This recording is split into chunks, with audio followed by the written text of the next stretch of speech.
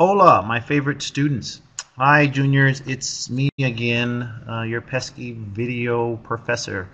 We're going to spend a little bit of time today talking about the beginning of the group process. This is actually a timely video in that in the next couple of weeks you will be all getting ready and preparing and actually conducting your practice groups in our actual classroom setting. So you might want to pay close attention to some of the things that we talk about in our video lecture today, as it will be an asset for you as you move forward in terms of moving towards your own practice groups and ultimately your groups in the community. So, with no further ado, let's get busy.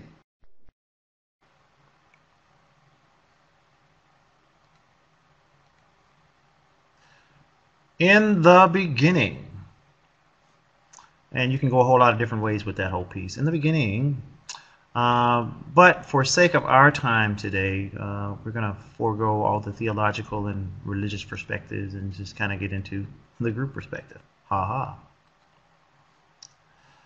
So, when we're looking at the beginning stages of group, we need to actually pay some fairly close attention to all of these dynamics that we have here. And so paying attention to facilitating those member introductions is really an important part of the group. And if you can remember from our practice group the other night, how we actually I gave you an example of how icebreakers work. And so, you know, icebreakers are things that you can think about as you're doing your practice groups or your groups in the community in terms of ways to actually get members of your group to share information and to get to know each other. So it's more less a different type of an introduction process that really helps people understand and learn more about the folks who are in the groups with them. The round robin intros are another thing that you can actually do as well. The round robin intros really are actually an example would be having people pair up in the groups and then doing some introduction or some conversations with each other, and then actually having that person introduce that other person in the group in terms of whatever you came up with. And those dyad reversal intros as well. A way of actually pairing two folks up together to do that same exercise, but just do it in reverse. So those are some things that you can think about in terms of ways that you might want to have folks kind of enter into the conversation and enter into the group. You're also going to need to be able to define the group purpose.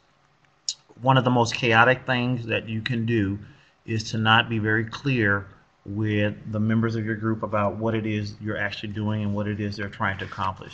It will lead to utter chaos, and so it's really important that you articulate that. Some folks may even want to write it on a flip sheet and put it on the wall so that everybody's real clear about what the actual purpose of the group is.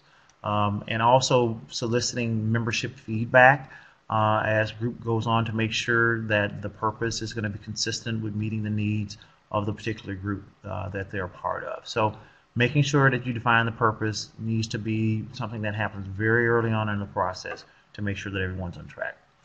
Confidentiality. Again, it's around making sure that you protect the interest of the individual group members and the group process by setting those parameters early on in the process around what can and what cannot be shared, and actually making sure that there are mechanisms in place to hold the group members accountable for all of those particular agreements that you've entered into.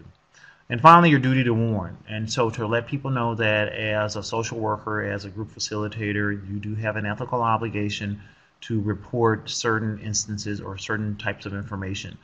And that would be along the lines of the disclosure of group members wanting to harm others or to do bodily harm or to actually harm themselves is a reportable offense and supersedes the confidentiality agreement.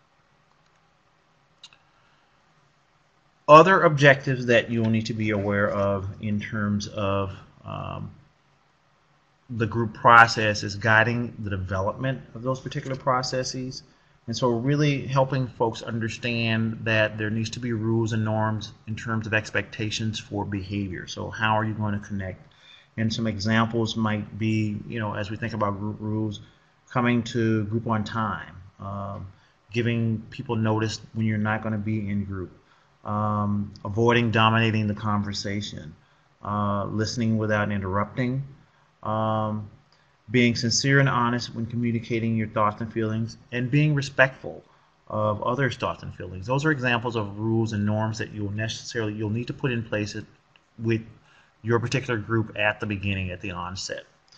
The other thing to keep in mind as we think about this group development process is to recognize um, that there are tasks that need to be attended to in the context of the group, and there's a socio-emotional aspect that also needs to be paid attention to. So as a facilitator and co-facilitator of these groups, you have to be conscious of both the tasks and the socio-emotional aspects of the group process. And so making sure that you find the right balance between tasks and social emotional aspects is an essential part of what your job is. And so that careful assessment of the group members and their needs has to be something that's always in the forefront.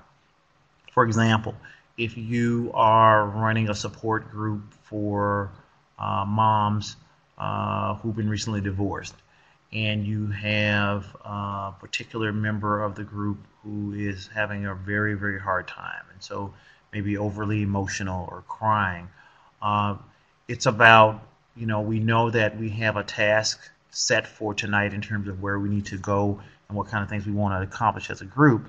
But then the social emotional focus really needs to be taking care of or helping to support that group member who might be struggling with some aspect of this process. And it's about paying adequate attention to that, as well as enlisting the group help to help her through those things as well. So again, making sure that balance is a part of that particular process. Goal setting, and you've got individual goal setting. So if you're in a treatment group, what is it that folks want to come away with individually? What will be different for them after that? Sometimes you can do that one-to-one with folks, or sometimes you can do it in the open group format. The other aspects in terms of goal setting are the different three types, or should I say the three types.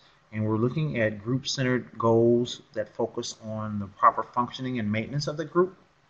Common group goals that focus on problems, concerns, and tasks that are faced by all of the group members.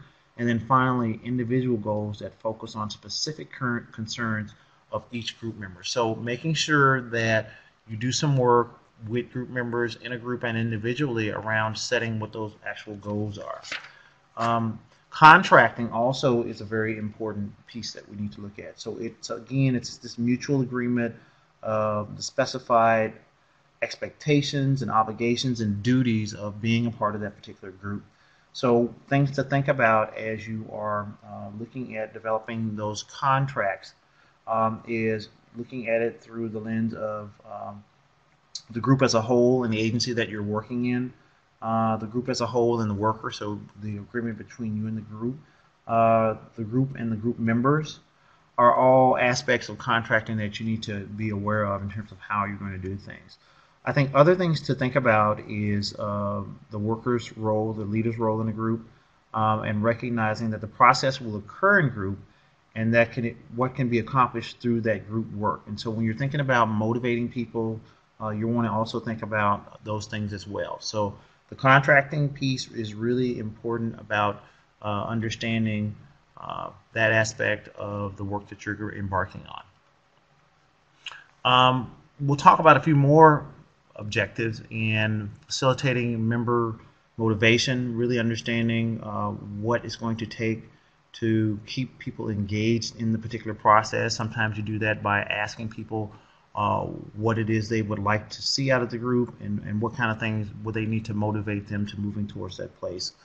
Ambivalence, you'll oftentimes address ambivalence and resistance from different members in your group, and so it's about paying attention to those overt and covert messages that you see as it relates to the group works, helping members work through their ambivalence. And so talking about what that group experience is like and what could help it be better for them, or how they plan to actually succeed at it, and by acknowledging that ambivalence as well and talking about what is going to be needed to successfully help them change.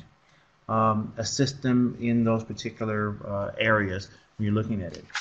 Involuntary clients are another group to pay some close attention to.